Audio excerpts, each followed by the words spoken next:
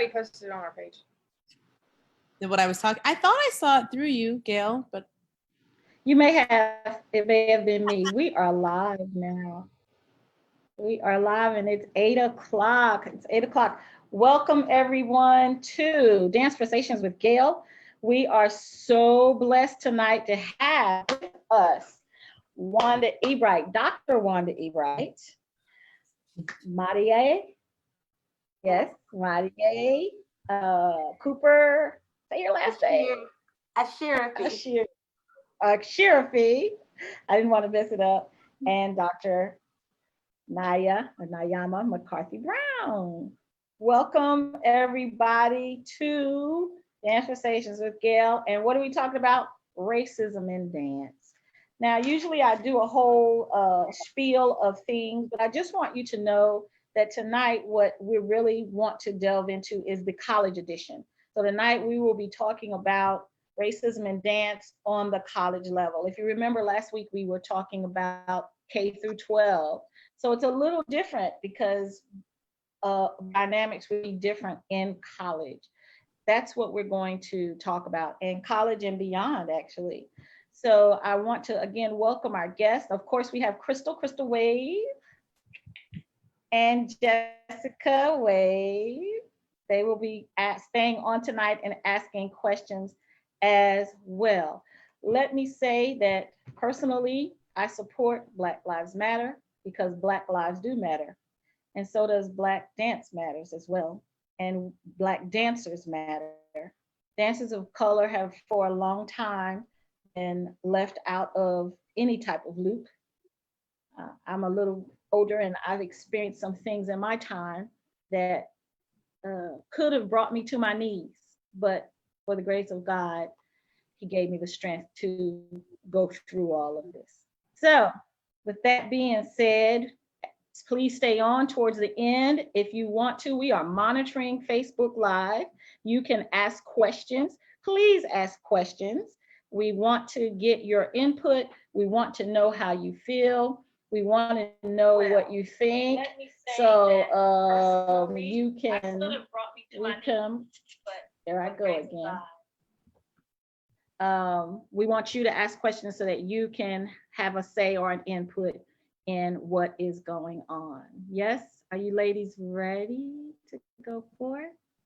I think we will start with Dr. Wanda Ebright. If you would tell us a little bit about yourself. Everybody welcome her, yay. Hi, everybody. Anyway, my name is Dr. Wanda Ebright, and I am currently an Associate Dean and Director of Graduate Studies at Winthrop University, which is in Rock Hill, South Carolina, about a half hour south of Charlotte, North Carolina. And I hold a Master of Fine Arts in Dance Performance and Choreography from Florida State University and a PhD in dance from Texas Women's University.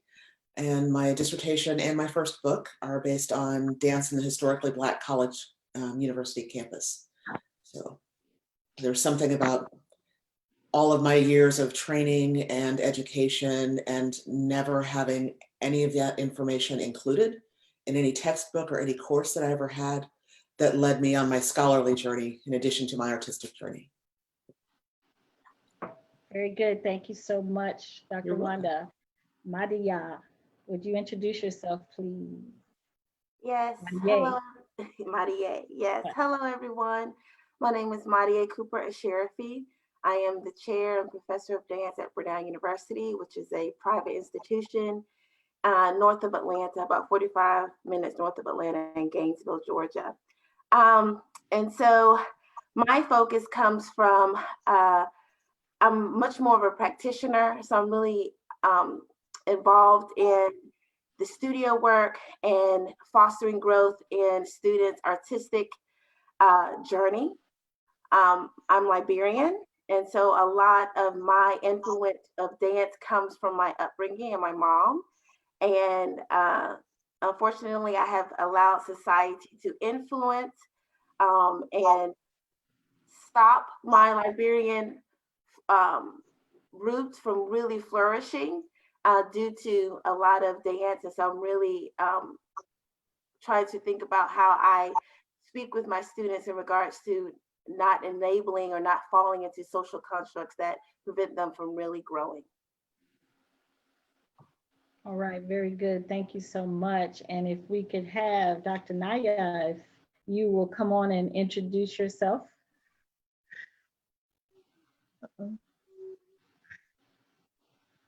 You're still on mute. You're on mute. I was worried about my little person in the background, but Oh. my name is Dr. Nyama McCarthy-Brown. I am an assistant professor of dance at The Ohio State University in Columbus, Ohio. The position is dance pedagogy through community engagement. And I focus on diversifying dance education, anti-racist practices for dancers.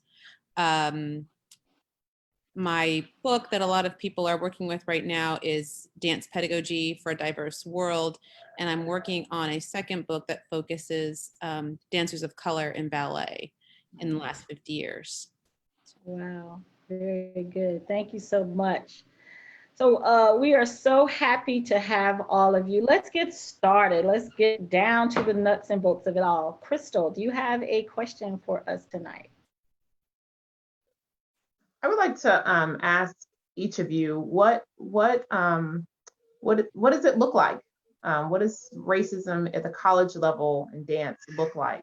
I know that's really, really broad, but that's the question, I think. How do I know when I'm experiencing racism? What can I do to combat it? And what do I do? Yeah. Anybody want to start? How about you, Wanda? Sure. I would say it looks, I recognize it if I look through the curriculum and don't see anything that reflects the African diaspora. And then I look closer at textbooks or other resources, videos, things like that that are used in the courses over 4 years or however long the degree program is. And if I don't see anything from my own culture reflected anywhere, or if a student can't look at your catalog, your curriculum, or your faculty and see something that connects to them at all, then part of me says you should run away. Go someplace where you see yourself reflected. But there's also a large part of me that says, how about you dig in? How about you ask some questions? Because a lot of people don't know until questions are asked, and then the light bulb goes off and they're like, oh, a lot of people want to know when they can do better. Not everybody, but a lot of people want to know. So I think for me, that's it. If I don't see myself or my traditions or my history or my culture reflected in any of the materials or the curriculum, and if it's never discussed, and I don't see any faculty, and I don't see any staff, nobody looks like me, especially if there are a lot of students of my color and nothing else about the university matches that, then there's a problem. Wow. Wow. What do you, Dr. Wanda, coming back, what do you teach? What does your curriculum look like? Well, now that I'm more administrator, I right now I only get to teach quarter time in the dance program. It's the first position I've ever been in where I'm more administrator than teacher. But our program is largely ballet and modern. It's primarily a modern program. There are ballet and modern competencies that are required to graduate. There are many levels of jazz. There are many levels of tap. There's musical theater dance, and we have a lot of conversations going on now about, well, do these have to be where the proficiencies have to be met? Can they be other courses? We have courses on the books for African dance, for other hip hop, for other things, other types of history classes besides our normal Western European dance history. But they don't, we have trouble getting adjuncts, and they're not being taught by full-time faculty. So, but it is, I mean, it's changing over time as well. One of the reasons I am in the school where I am is because I was helping to be one of the first ever full-time African-American faculty in the College of Visual Performing Arts at the school. that was only 2.5 years ago. There are 3 of us now. It's continuing to grow. The other 2 are also in the theater and dance areas, which is broadening the curriculum, is allowing those things to be taught by full-time faculty who have experience, who have training in these things in education, so nobody can question whatever their background is. And that's a whole other question, is that the credentialing that is approved and accepted. And we all know that if you want to be teaching African dance, you're more likely to go study with a master than to go get a master's degree. Right. And the same with other genres. So there are just so many questions to ask. But we are still primarily a modern dance program, then ballet, then the other things. And we're looking at ways to alter that so that our students do feel better reflected, because our dance program is over 40% non-white. It's BIPOC. So we have questions to answer, and our students are asking those questions, and our faculty are having those long conversations. Where do we start? So I like to encourage the conversation. I feel like everybody benefits if we do have the conversation rather than shut it down until there's a huge fit. Right. It's also, Yeah. it's a Go different ahead. conversation at a HBCU than at a majority white institution. So there are different needs and desires. It's a different student population. So when you talk about racism in dance, it exists in all of these spaces, right? Because Western based dance forms have been used as gatekeeping around whiteness. And so there's so many things to think about when you use that as a criteria for entrance in these majority white institutions.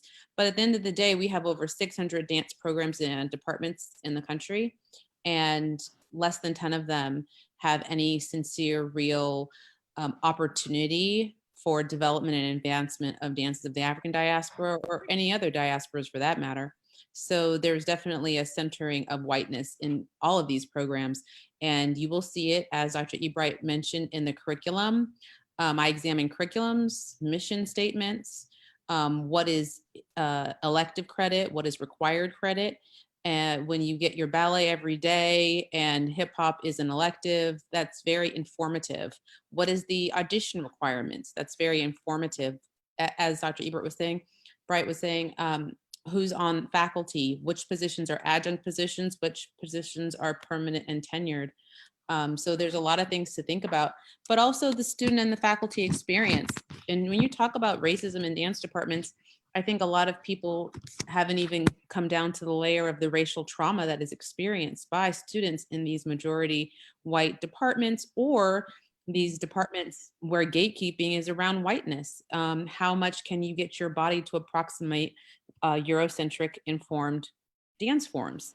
And if you're not doing that, what are you doing? And if you are doing that, what is the compromise you're making with your own identity and your culture and the way in which you're valuing those around you? So it's very complicated and has lots of worms going in all these different directions. Yeah. Yes, and I concur with what Wanda and Naya mentioned, but also too is the language that is being used, the vocabulary to classify dancers, dance forms, especially when it comes to dances of the African diaspora versus Western dance forms as ballet.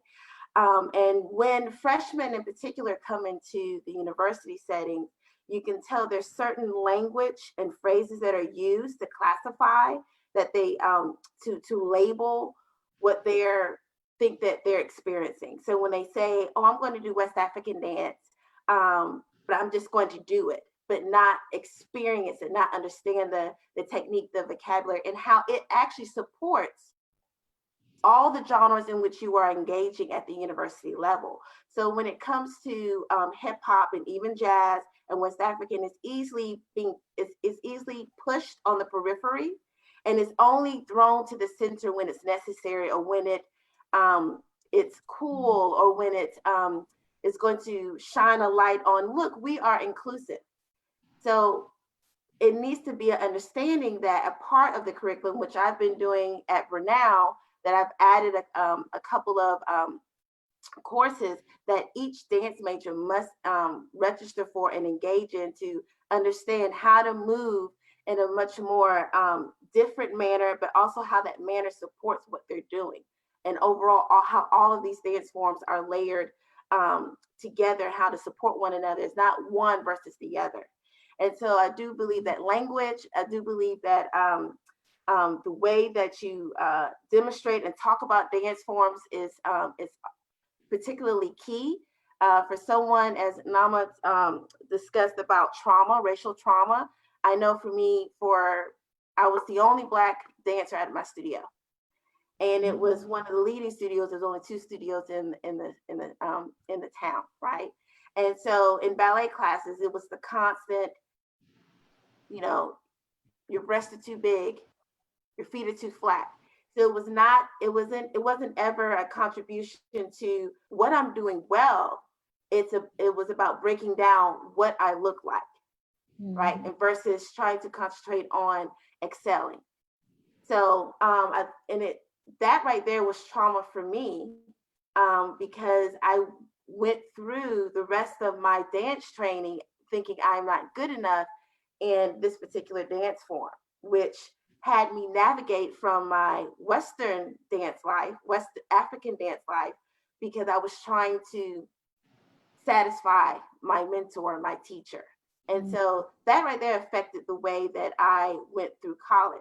And so when young people come to college, especially dancers of color, I'm particularly really careful with them. And then in terms of how to navigate their trauma, how to even our white students, how they need to be careful with their language and have, as Wanda says, a conversation, but also that conversation is in the studio when they are in my West African dance class, when they are in my world dance perspectives, because now the conversation is actually becoming actionable.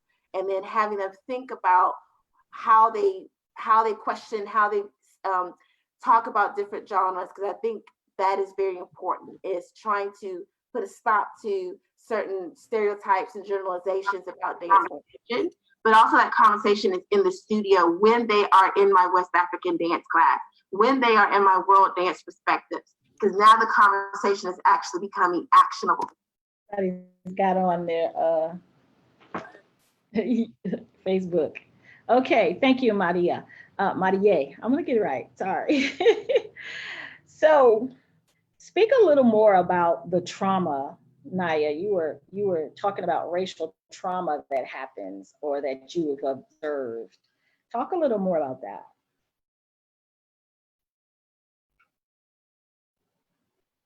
Turn your mic on. Wow, I have a lot of technical issues tonight. You were doing good too. It's all on all fronts in terms of, I see it with faculty, I see it with students, I see it with different ethnic groups, different racial groups rather.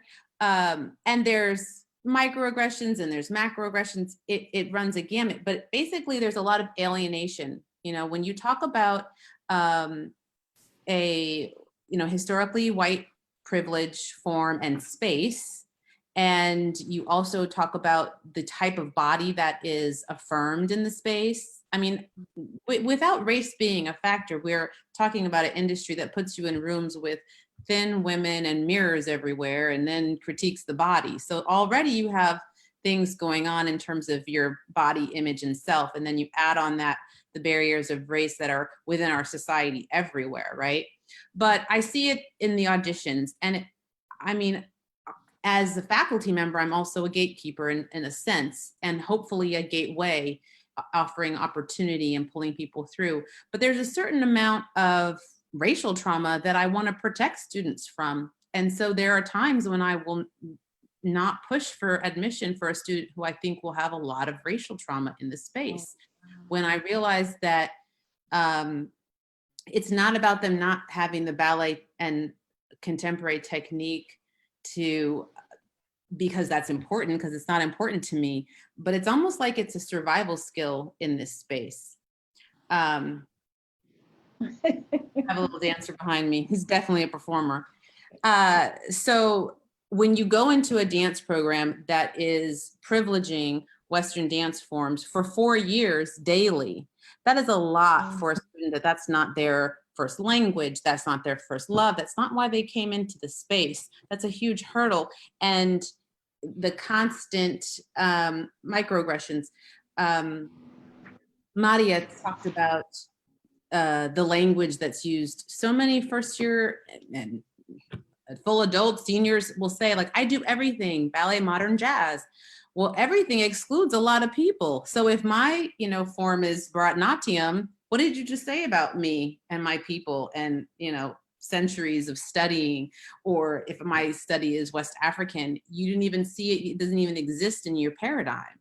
Right. And so it's so exclusionary. And if that is the dance form that I'm interested in daily, and I want to be studying that, and I'm in a space that doesn't even see it, that's, re-injury in terms of racial trauma daily. And I can't tell you how many Black faculty I have seen just leaving, it's white spaces and just feeling very devalued. And you're in a paradigm in terms of students and teachers where you really, your livelihood depends on colluding with whiteness to a certain extent. How much can you push back against the students who are evaluating you at the end of the day, So it's very complicated. So is living in the United States or anywhere, but. Jessica, you have your question ready for us tonight?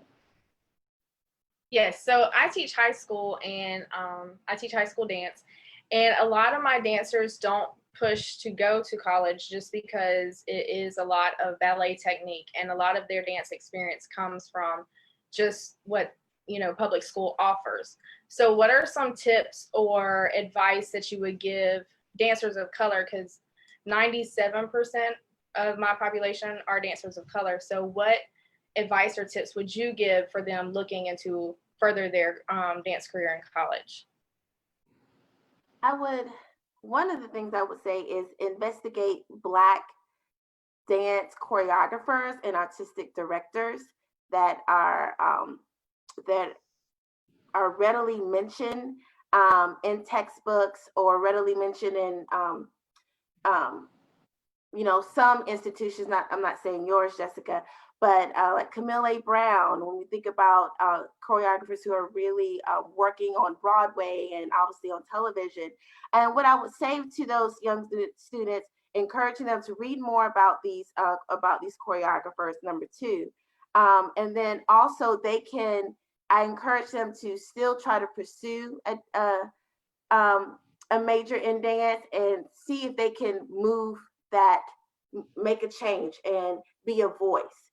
I'm more inspired by not only just from my own experiences, but when I have students come in and say, I necessarily do not want to go to a modern dance company or a ballet company. I want to create my own company, utilizing the resources and things that I've learned. And so I encourage them to create their own path. And then also, yes, be a voice in terms of who they are, not letting their identity be diminished in any way. So I just say, keep encouraging them, number one, and have them do their research, and have them also reach out to individuals like us, right? I'm always talking to people, discussing about things and encouraging them, because I do think that is what I didn't get. And hopefully we can, be, as Nyama says, a gateway into understanding more of the dance world and how they can be included in that. I would add to that a couple of things. First of all, I think that in that situation, when they feel that way already, that they aren't confident about the genres that in which they'll have to audition. In those situations, it's usually, I think, very helpful to just ask someone from each of the colleges that are local, or wherever they're interested in going, ask someone to come to you, because it's not nearly as intimidating as coming to the campus alongside students who have come from those particular backgrounds and they don't have to spend the whole time looking at someone going, I wish my leg went that high. I wish my body looked like that. I wish I was that flexible. If I came and did, a couple of classes with your kids there and just talked to them about our program, and that not just literally me at my school, but at any school that's willing to do it, that's willing to come to you, that speaks volumes as well. The fact that it's not like, oh, I'm afraid to go to a neighborhood where there are a lot of Black students. Oh, I'm afraid to go where, like, just the fact that anyone is willing to come to the student and say, let's just dance together for a little while. And then I'll answer questions. I'll tell you about my school. And if you have any questions, I'll help you out. Like, that can help so much. I'd also recommend if you could do something like that to break the ice, then ask them to contact that particular person that came to the school so they know somebody and feel comfortable with somebody, and ask them to schedule a one-on-one visit and see if they can audition on that day, preferably with that person. So again, there's just something that brings the tension down and makes them feel like, okay, I have an ally on campus already. Somebody will look out for me.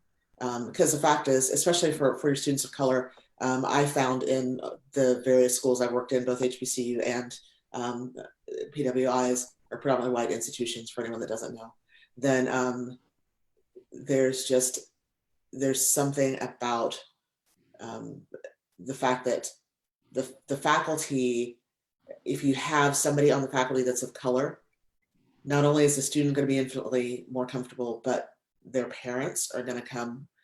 I found everywhere that I've worked, and I've had, especially if it was predominantly a white institution, if a Black student came to visit the campus or came as a student, there was a mom or a dad or a auntie or a cousin that literally physically laid hands on me and said, I'm trusting you with my child. And they're not talking about just their training. They're talking about everything about their well-being and their wholeness as a human being. So I would just start that connection sooner. And it doesn't have to be that it's a faculty member of color. Just the fact that somebody comes to the campus and meets them halfway with their fear is going to go a long way towards making them comfortable whenever they do come and audition. And let them do it individually. Have 2 or 3 of them come together. Say 3 of us are available on this day. Can we all come together and audition on that day? And can we come to your class? Because we'll say yes, right? Because we all want students and we want them to be comfortable on our campus. So I would try some of those things. That's interesting that you would say that, because it makes me think about sports. The sports coaches go to the schools, they look at the ball games, they choose or they see who has talent or not based on what they're doing at the time, performing at the time. But we don't do that in the dance world. We stand over here and, you come, send an audition tape, or we have auditions and you come to audition, which may not be the best route to take, because what if I can't get there as a person of color, or right. What if I don't have the finances, or what if this school is too expensive for me, but I'm super duper, extraordinarily talented? You would be missing out on my training. I mean, I think about it that way. Why don't we go out and seek and search for the talent to bring them to our schools? I have actually done those things. I'm getting the impression that maybe Dr. Ebright has also done that, but I know every year for the past, my previous institution, the one I'm at now, I go out to do a class for students, and also if there are seniors present interested, I'll do an audition on the spot. But we're very interested in that type of action and recruitment. The other thing is I'm sure that local institutions probably have faculty members who would be willing to Zoom with you, if not come to you, if not do a Q&A. But talking to students about it beforehand, letting them know what programs do embrace this. What state are you in, Jessica? South Carolina. South Carolina, yeah, because it depends. You don't want to send them off to Arizona because they have an, urban movement track, but it's that's Arizona and I live in South Carolina. So you kind of have to make connections with the faculty at the schools in the area, and it might be a situation where you're cultivating an interest in letting the college know that there's a pipeline opportunity, so really reach out to the department and see what kind of resources they have at the various institutions and who will bite, who will come, who will send people, who will, send you their brochures and make it accessible, and who will offer classes to prepare, or, some of their students can come and teach class or whatever, depending on, the schools that you're connected to or where there's interest. But definitely, it's kind of an opportunity for you to network also, and also get the students involved. Hey, where do you want to go? You contact them, see if they respond. What are your questions? It's an opportunity for a research process. I've also had some success just having schools invite me to observe your concerts, especially, some of the other schools where I've worked where I was full-time specifically in dance, just because then I get to see the students doing what they feel comfortable doing. So that already breaks the ice for them, I think, and lets me see them in their best light, so that I can think about whether or not they're going to be comfortable in my program, and if they, usually have the ability to do the work, but they just are. But it helps me also to see, but they're going to need some mentoring because the program's not ready for what they do. Let me help them find the other, outlets, and let me help work on how I can help the faculty embrace the student. That's a better way to put it. Yeah, because they're, people aren't ready, or they're just used to one way of doing things. And it's and I find, I don't know if you ladies also find that in higher ed, a lot of times people get into this is what I do and this is how I do it, and I'm going to do that until I retire. And it's not about growth anymore. But I find if I can find the right approach for the faculty member where it's not attacking what they do, but saying, you can do that, and if we do this, we can be even better, that seems to be a better place and create a better experience for the students. So this is what tell me what a curriculum would look like if you could change it to the way that you wanted it to be. What would that look like? I really like what Columbia College does in Chicago. And one of the things is and actually we're moving towards a model like this where all students are required to take ballet, are required to take traditional West African, and then from there, they are allowed to select whether or not they continue to take their kind of second supporting academic as a hybrid or ballet or West African, but everybody is required to take at least one in those areas. And then in the contemporary, that's where we see more creative practice and kind of different with different teachers. And then also they have the composition courses where they can develop their movement aesthetics as they choose. And then all students take a music class in the form of tap. We don't do that at my institution. I'm jealous, but that's what they do at Columbia College. Is everybody takes it's an embodied music class. So where they usually have in most dance curriculums music for dance, that class shows up as a tap class, so that the class is embodied and through the body rhythmically, which I think is so smart. But for starters, and then to approach the dance history from a very different paradigm, focusing more so on themes as opposed to time, and also kind of with a critical pedagogy lens, looking for a more inclusive model in essence. Yes, very similar to Columbia, our curriculum right now, all dance majors are required to take world dance forms, which is a course that I teach, mostly dances of the African and Caribbean diaspora, but we also dive into dances of the Cook Islands and Latin and Central America. Also, we have about 6 concentrations that dance majors can choose from, and also double majors. And then also students can create their own concentration. So if they are interested in going further into modern dance, modern/contemporary dance, or jazz/musical theater dance, or world dance forms or West African dances, that's my area as well. Dancers can choose from that. Because we do have a hybrid of dancers who are proficient in ballet, who are on the ballet trajectory. Then we also have those individual dancers who are interested in contemporary modern forms.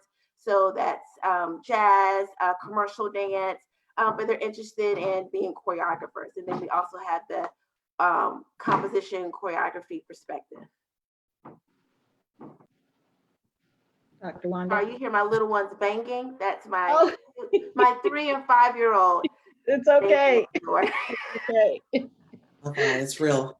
Moms everywhere on this call, right. So that's fine.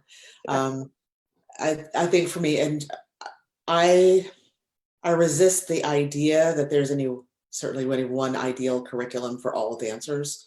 I think something that has, a core both in theory and in practice that is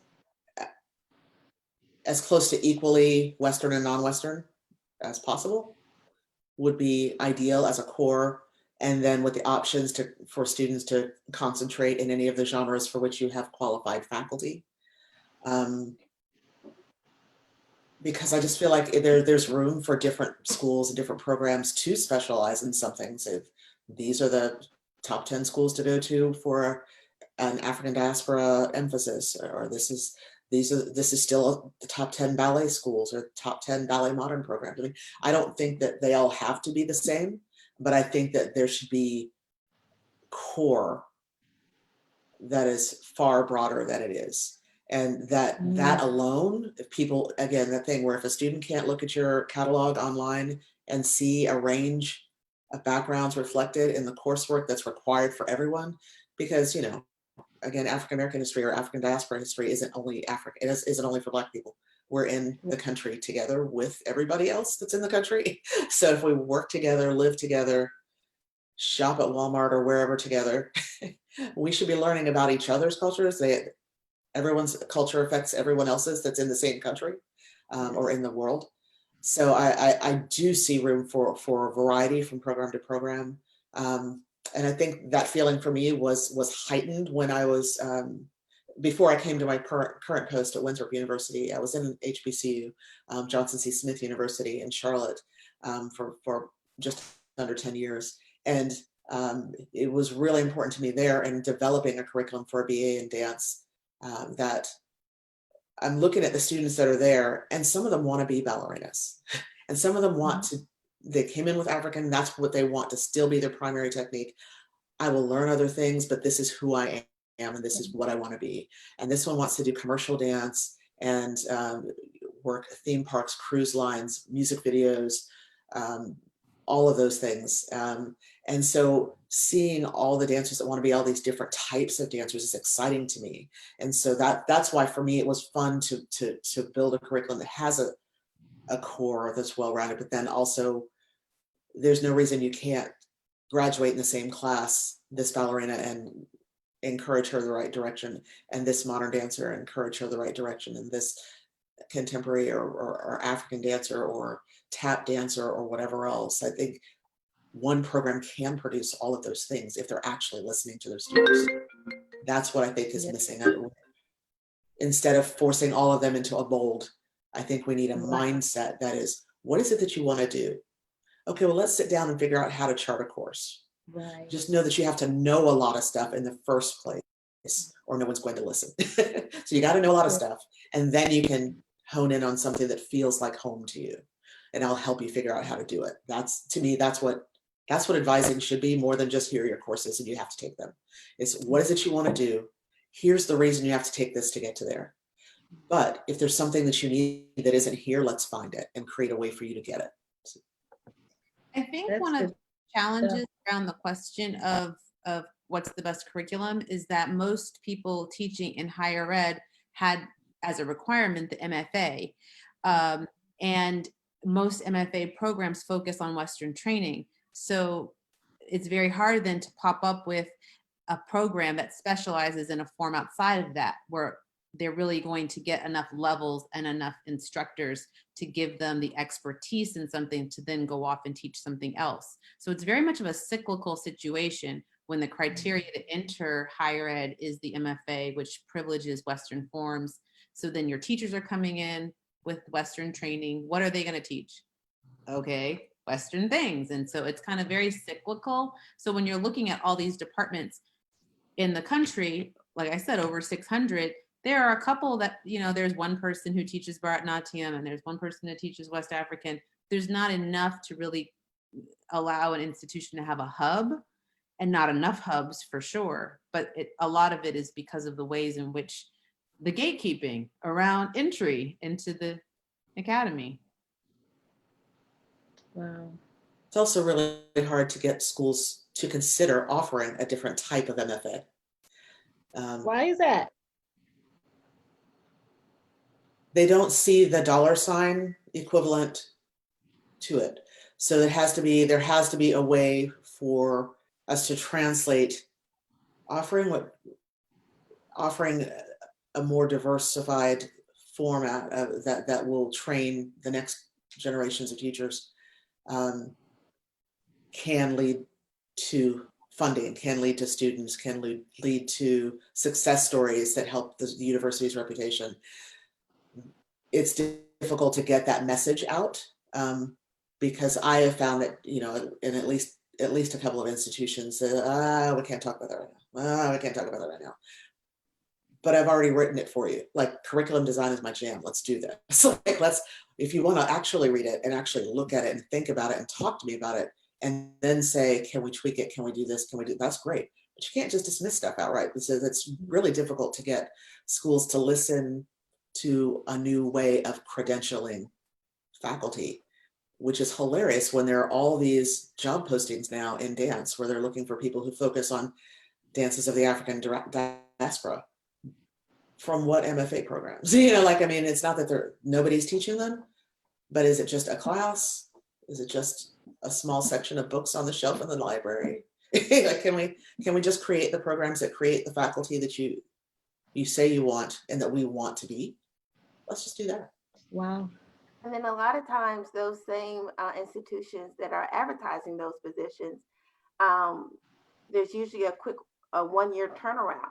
Sometimes those people who are hired for those positions don't stay there that long, and it's not the best pay. This is just from personal knowledge of people being in that position. Their workload is unfair compared to their experience. And this goes to my point of what you were tapping into, Gail, is that there is systemic racism in which art, how people view dance, theater, and music. And so if you go towards the non-Western, right, there could be ramifications for that, right? You may not get the same donors to that particular college of performing of fine arts, or you may get emails questioning the dances or concerts may be too ethnic, or exactly where exactly are this program going to when they're showcasing these kinds of dances. And you start to see the numbers drop. So you have to think about your shareholders in the community that the university is sitting, because they're the ones who come in with the money. They're the ones that come in to, talk about what they have seen and take it out to the university. And our college is situated in a very conservative city, right?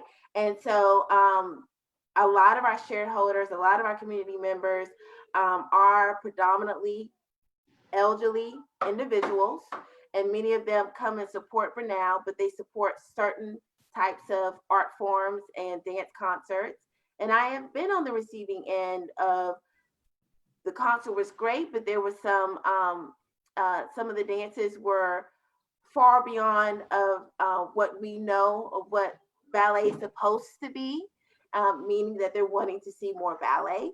And so that's some of the issues that I encounter and that I see, and also why maybe some institutions may be hesitant to even go into diversifying their curriculum, because they don't want to push away certain stakeholders or shareholders or even administrators.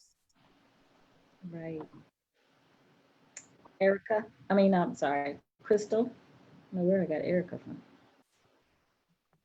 So so the dance programs are changing. I mean, in the 17 years that I have, I received my dance degree, it's completely different now. And even today, because of what's happening in our country, we're having these kind of conversations about what's happening in our curriculum and what are we producing, and do students of dancers of color see themselves.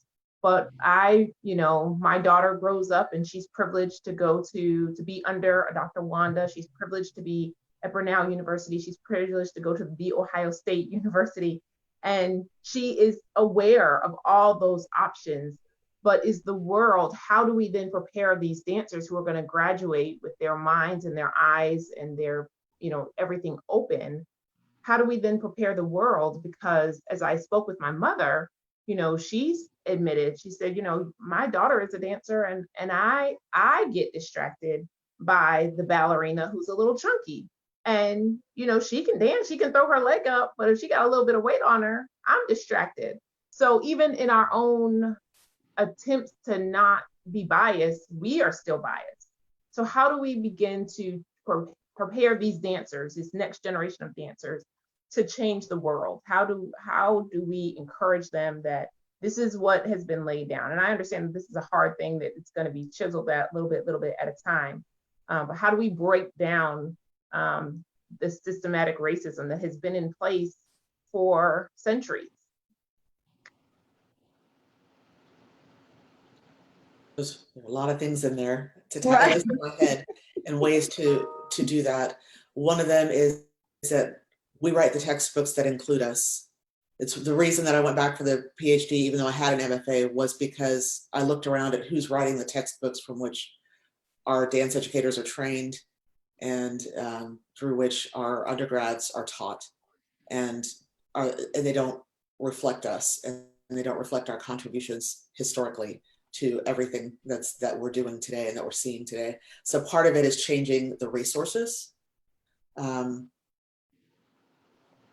I think part of it is actually advising, as professors, advising. If we're not paying attention to letting the students individualize that degree program and what it is that they want to do with it, not what we want them to be. It's not about creating mini-me's that are little cookie cutters, but that's what programs were set up to do initially, right? That's the thinking that needs to flip. It's about what the student wants to do, not about what I want to do. And I think what worked really well for me at Johnson C. Smith University in terms of trying to serve the students that wanted vastly different careers in dance was I got that through research courses that let students select a focus, and most of them have some kind of social change aspect to what they want to do if they're coming from, BIPOC backgrounds, right? So most of them have something that they want to say, something they need to get off their chest, something that they want to see change in the world, and allowing them, guiding them through researching it and getting them places to present that research helped them to feel like they're in charge of their history, who tells their story, how they're portrayed in the world, and a chance through the research, through their words, in addition to their movement, to tell the world what they stand for and what they're expecting, and what they won't stand for anymore. I think that helped them also in their journey to tell me who they want to be as a dancer when they leave. And this is how you can help me. This is what I really care about. Like being able to get at what they care about through research, which also made them feel smart enough, because a lot of dancers in general don't feel smart enough to advocate, especially at least in what's considered a scholarly way. A lot of students nowadays, regardless of race, are really intimidated by research and writing. But I feel like I found that at that particular HBCU, most of my students had been beaten down in high school about their writing. And so they physically got smaller when they came into a classroom that was writing based. or research-based. So trying to fix that so that they could stand up tall and go someplace and stand up and talk about what matters to them about society and about their place in it, I think empowered them to go in those different directions and to be leaders in that way rather than followers. Maybe that's a whole statement. Naya? I was thinking a lot about imagery. Like, why do we think dancers are thin? Why do we think dancers are white or black or whatever it is we think? We've seen images that have been reinforced. So we need to start spreading different images. We need to start showing images of what we want to see. So we don't say, what does the dance look like? Well, let's look at Dance Magazine. Like maybe that's not, where we need to get our information from. And I think about how the paradigm can shift so quickly, right? Because before Barack Obama was elected, I really didn't think we could have a Black president. But I do now, so quickly the paradigm can shift. And I remember talking about the lack of Black ballerinas to a student, and then happened to have a student in the room from Houston. And she was like, what are you talking about? Lauren Anderson is on the bill every time, right there. She had an image that told her that what I was saying was wrong. And I love that, right? So if we give them the image of the dancer that we want to see and want to be, then that's it. I am part of this Dancing Towards Diversity initiative that I am working on is I call hashtag I See Me. We need to see ourselves when we look at a stage, when we look at TV, more than just what we're seeing. We're seeing dances that, it is what it is, but we need to have a myriad of techniques, a myriad of forms of dances in order to identify which one addresses me.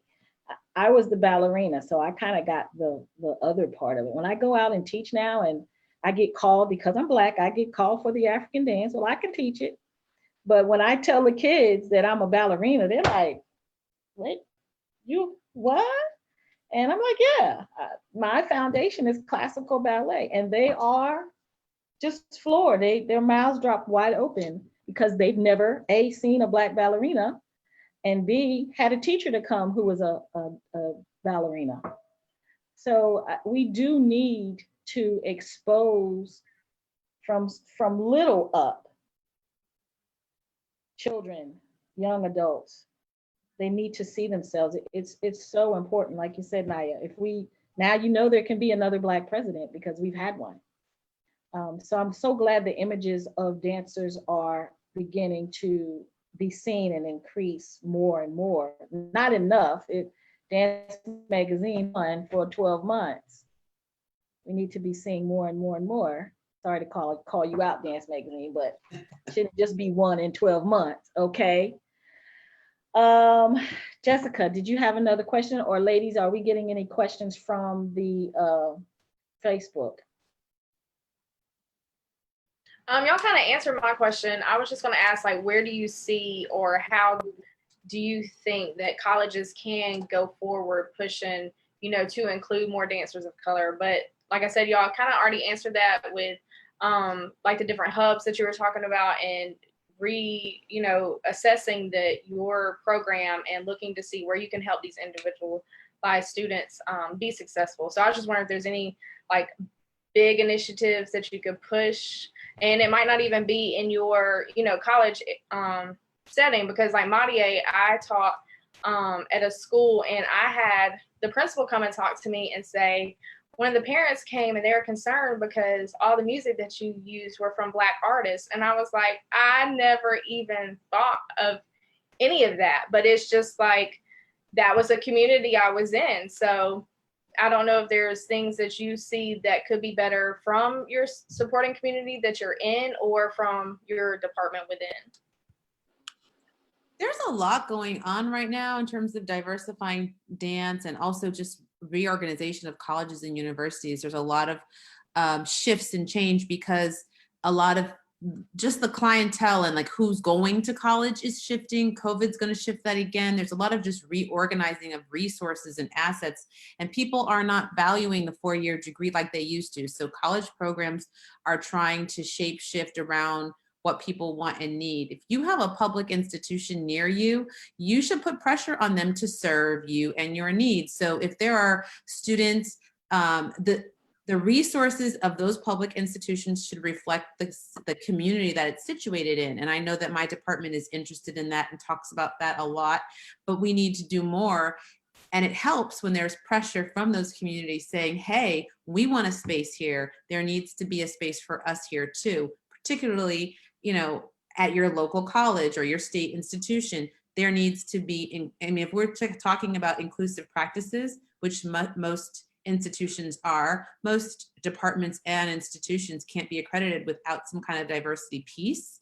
And so you can look back to their bylaws or their mission or whatever and say, you say this, but this is what's happening. I'm looking at entry. I mean, advocate for yourself and for your students. But in terms of like what you're offering and how you're preparing students, I think it's really important always as an educator to give students windows and mirrors. Let them see themselves in the content, but also be able to see beyond their content so that when they engage others, whether or not those others look like them or different, they have some point of entry. And so even within a Black educational context, students should still be given windows out into being able to access and understand who else is working, who's collaborating, oftentimes who's appropriating, and how is, their material being shape-shifted. So there's a lot of power in that as well. Madia? Just one of the things that I wanted to bring up before I continue on this topic is as we are chugging along and digging into what exactly are we doing? Because the question is, what are we doing? What do we need to do to make these spaces and these conversations inclusive? And so I always share with my white colleagues and white students, what is it that you know or what you don't know? Because if you put that in the forefront, it allows assumptions, right? We could talk about these assumptions and really talk about them, because I think there's a lot of mishaps that occur when white students or Black students assume the other. And then when they come to the college campus, you have friction between those bodies of students. And then you sense it in the art making, in the studio, because they are assuming one is better than the other. They don't know because they didn't have the money to go to have proper training at a studio, because they came from a high school dance program. And so what ends up happening is you have these microaggressions that occur with the language, with misunderstandings, and a lot of tension between students, and it spills over. And then once again, those generalizations about body types, about Black people, white people, appropriation really occur. And also, I also believe that there's this fearfulness of Black bodies, Black dancing bodies, right? The fear that if a Black young lady comes into a ballet class and she's exceptional, they cannot say she's exceptional. They just can't get past her skin color. Or when Black dancers are in outfits and they see their hips, so they're, you look too sexual, or maybe that's given the wrong perception, and then those dancers end up being in the back. So we have to, as faculty and white faculty, have to be careful in terms of how they work with dancers, and how they navigate those conversations, and be careful with those conversations, because especially white faculty members, because they can end up pushing further those assumptions and causing more tension, which I have observed. And so I think it's important that faculty members need to be mindful of their biases, and their own way of almost being complacent. Oh, well, this is my art form. This is what I'm going to teach. But at the same time, I don't think they realize that they exclude others because they're so focused on my execution of my pedagogy and my choreography, but they don't realize they're excluding people of color or people who don't fit in their body types. Because, you know, I find that some dance teachers, especially those from a certain era, are bodily racist. You know, they have this idea that if they don't fit the dominant mode, then, you know, they fear you as violent or sexualized or not not not fully accepted in this art form. And so I just think as faculty in all of these colleges really need to re-examine the way that they teach, that way that they hold conversations, because dancers are looking at us. They are inspired by us. And I don't think they realize that a lot of them are, they hear what we say, they look at what we do. Because college is a way for them to find their mentors after high school. And I do think that there's a huge step to get to where faculty can have those careful conversations and have that careful guidance. So that was the one thing I wanted to say earlier back. So this is a little bit off topic, college topic, but I just have a question. I see the dance costumes and dance wear companies now providing skin color tights for African Americans and point shoes and ballet slippers. And, you know, on one hand, I'm like, yay. But on the other hand, I'm like, is this just a Band-Aid that they are to placate us right now? Or is this a true step towards equity and inclusion, diversity? And are they going to stop there? Like, what do you all think about, you know, I call them Band-Aids. But not just the color of the tights and the shoes. I'm wondering if the sizes are going to reflect and how things are built, because not all dancers of color are not built like dancers without color. Is that the way to say it? That's not the way to say it. Yeah, my leotard always went up my booty. Right.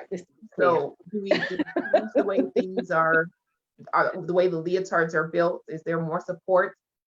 Is there going to be more support in certain areas?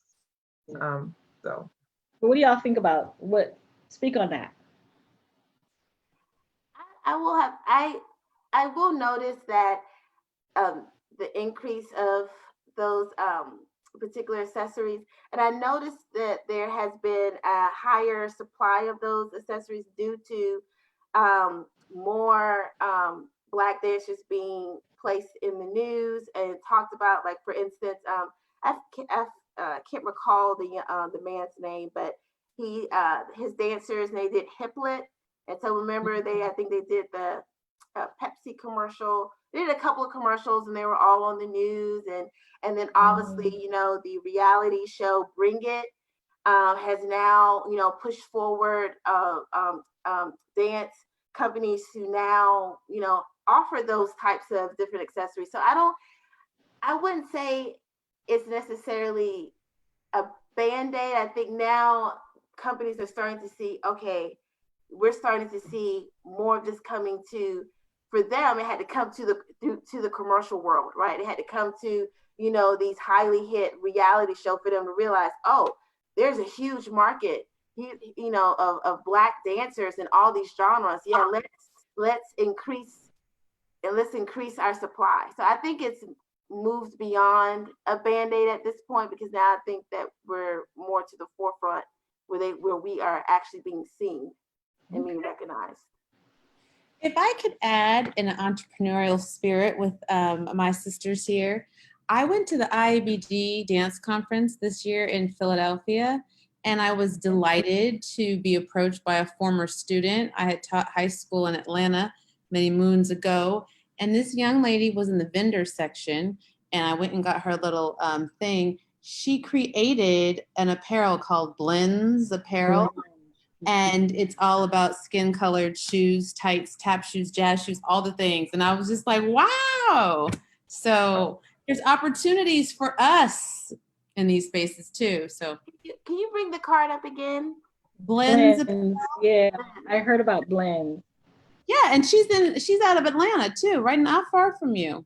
Okay. A former student, Jamia, yes.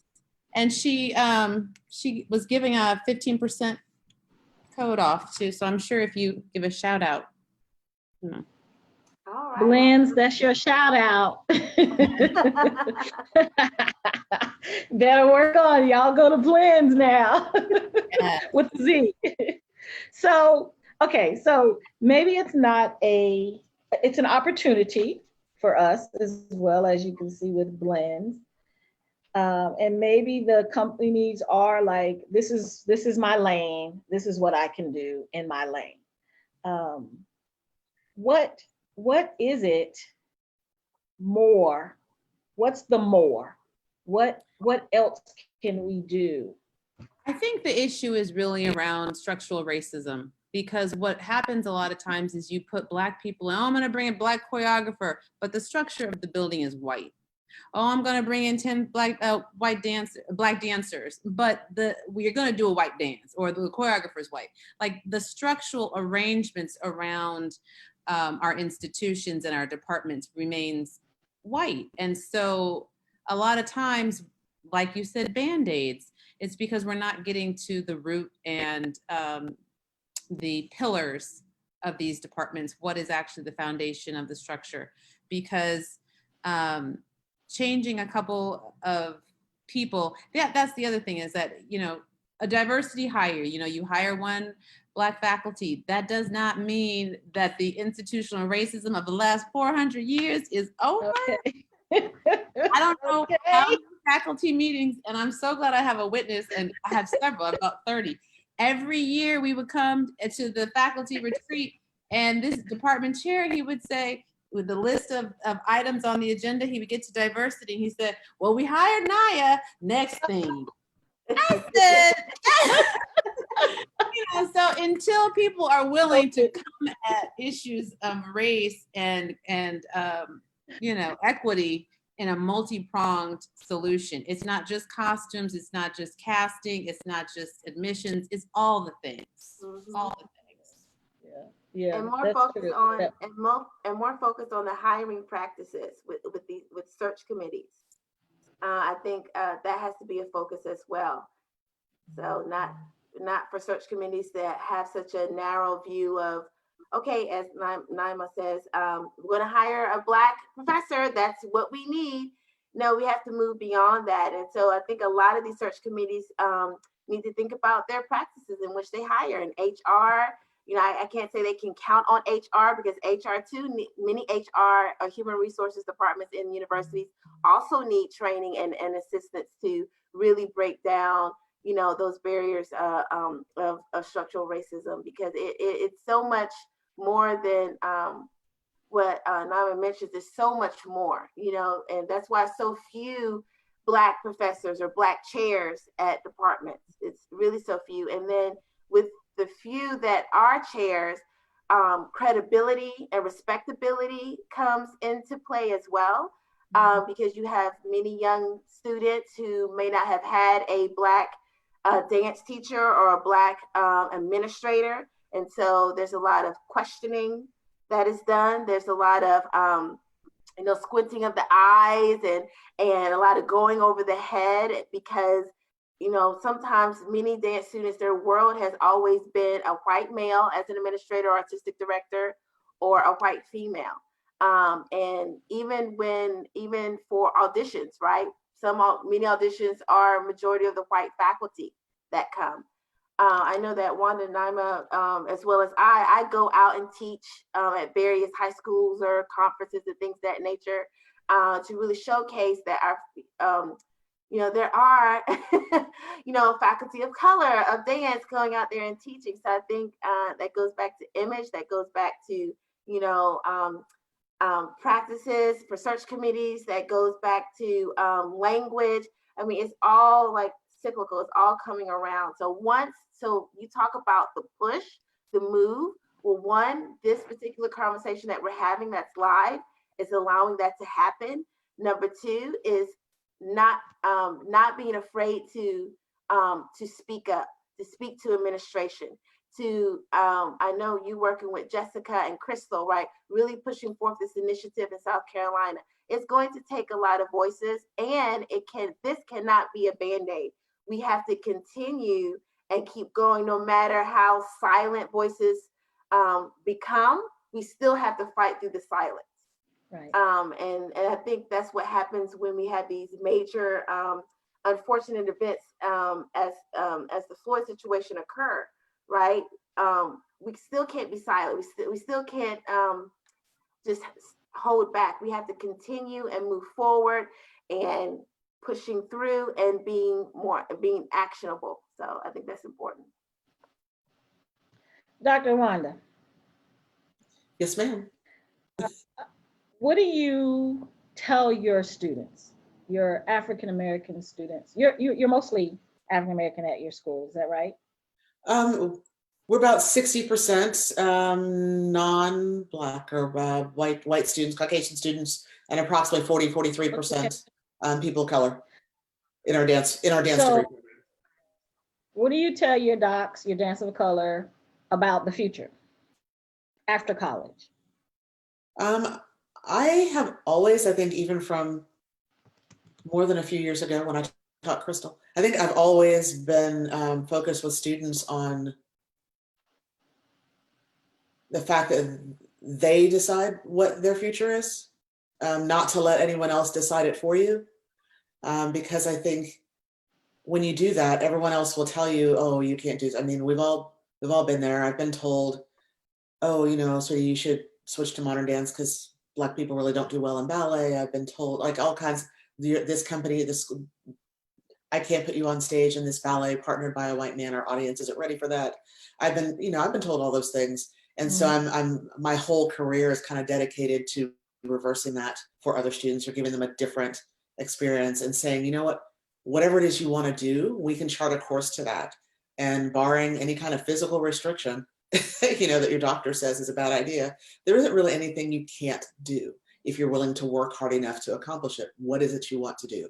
If you don't know yet, let's spend, if I've got you for 4 years and you're coming in as a freshman, let's spend 2 years broadening your horizons about how many different ways you can define dance. There are a bazillion different types of dance in the world, and you don't have to do any of them when you graduate. You can pick a new one, you can create something completely different. Like, I'm all about charting the course. Because I don't think that students know they can. They're so busy trying to figure out whether or not they fit, because most dance degree programs have that approach, right? Whether or not you fit the mold. And, we let you in even though you don't really fit the mold, but, we don't really see much of a future for you. That's usually the message that they receive, whether it's the one intended or not. So even now as a, mostly administrator, I'm trying always to be in spaces where students gather so that I can just ask them, so what are you thinking you want to do now? And you realize if you tell me what you want to do now as a freshman, we're going to have this conversation again in a year and a year after that. And then, when panic hits in your senior year or just before senior year, we're going to talk some more about then, now that you've broadened your view of dance, what is it that you actually want to do with it? Because your mind's going to change a lot. Right now, you come in thinking you're only good at one thing. You're going to leave here good at lots of things. And you may change your mind about what it is you want to do. And you may want to combine them all. You may want to create a new genre. You may want to create a new research trajectory. You may want to write books. You may want to create a company. You may want to design leotards that fit bodies of color, or really curvy bodies of any color. So that's all for me. And I guess that's one of the reasons I really enjoy working in smaller schools and smaller programs, because I can keep that kind of hands-on, metaphorically speaking, mindset, a conversation about, I can stay in conversation with the kids about what it is they want to do. And it changes, as I think it was Nyama was saying, kids, or maybe it was Crystal saying what kids want to do now, what's available to them. is so different from when I was a kid decades ago. Most of them don't want to dance for somebody else that I was teaching it, especially at an HBCU. They were like, no, I'm gonna have my own. I'm gonna have my own. Teach me how to do that. I don't want to go just into somebody else's company who's already, and I have to dance their way. I want to dance my way, and I want to run it, and I want to market it, and I want my own website, and I want. So that's very different from the way I was trained, you know, and consider that for me, ballet was my background, so it wasn't a problem for me to conform into that. But I always knew there was all this other stuff, and my parents gave me that worldview. So I'm just trying to get them to know, give us at least 2 years of opening up your mind to how many things are out there. Learn about all of it. You don't have to accept all of it. You don't have to love all of it. Just know that it's out there. Learn something about it. Because if you teach someday, and most of us do, you're going to need to help other people find this stuff, right? And then it's just fun helping people figure out what they want to do, and just feeling like when they bloom, you had something to do with it. That's all I really want. I feel like I've been so blessed in my career and my education that it's not really about me anymore. It's about who I can help with what I know. I don't know if that's an answer. Yeah, that was a great answer. Madia, same for you. What do you tell your students? So are your students predominantly?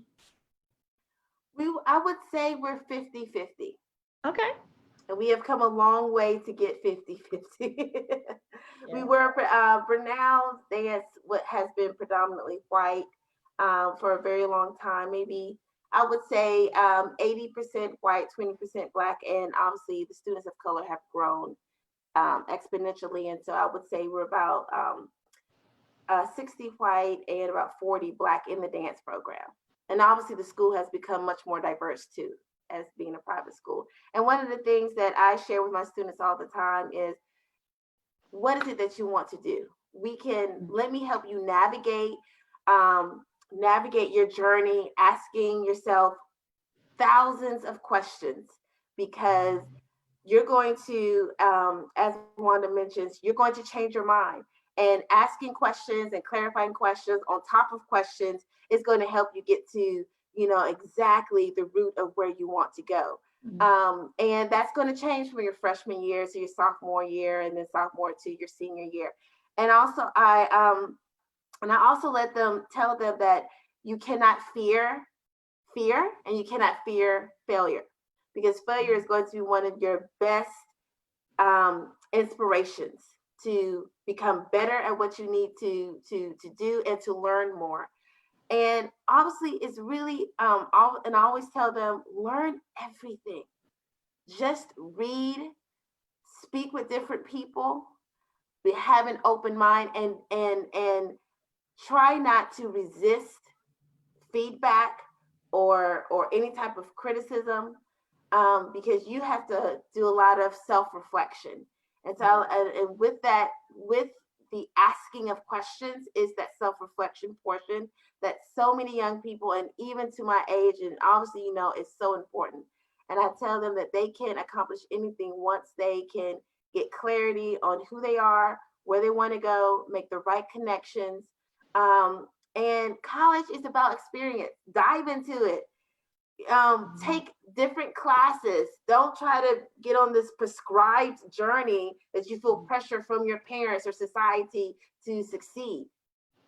Because either way, if they're going to support you, they're going to support you. So I think that's very important for all my students. And I tell myself all the time is, don't be fearful, self-reflect, make those connections happen, and you're going to be the best of what you do, and own that. And ownership is important. So that's what I tell my students. Very good. Naya, what do you tell yours? I really try to focus on where they are.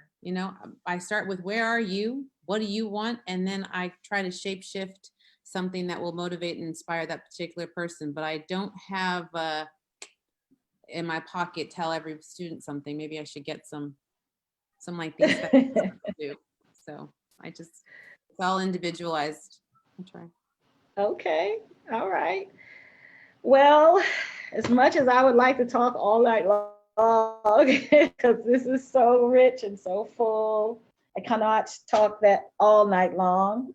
I want to thank each and every one of you, Dr. Wanda, Dr. Madia, Dr. Naya, for coming on tonight. Yes, clap, clap, clap, clap, clap. You guys are awesome.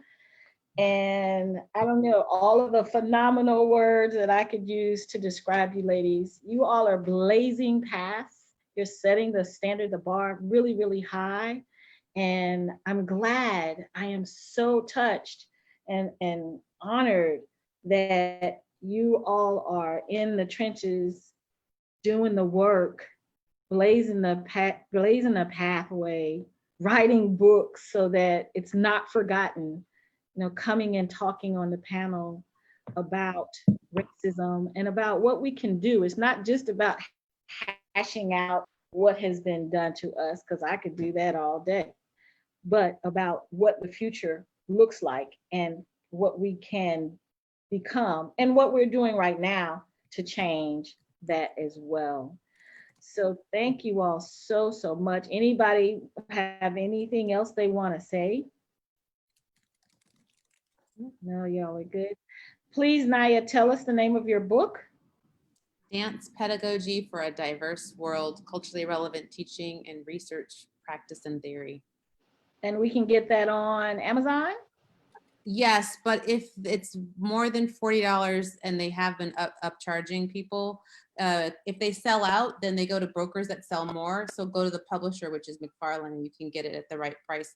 And the e-version is only $10, which is also being sold at an upgraded price, weird places. So just either go straight to the publisher, which is McFarland, or Amazon. Okay, great. And you have another book coming out. I want to promote these book brokers that can sell at a lower price. ABE Books. Don't pay all this money for all these books. ABE Books, okay. And you have another one coming out about Blacks in Ballet. Is that the title? Yes. No, I'm thinking Skin Colored Point, but I'm not sure. Ooh. Okay, working title. Dr. Wanda, your dissertation is available? It has been published as a book by Palgrave Macmillan. It is not one of those inexpensive versions, though they have at times dropped it down to as few as $10, as opposed to its normal, a lot more than that.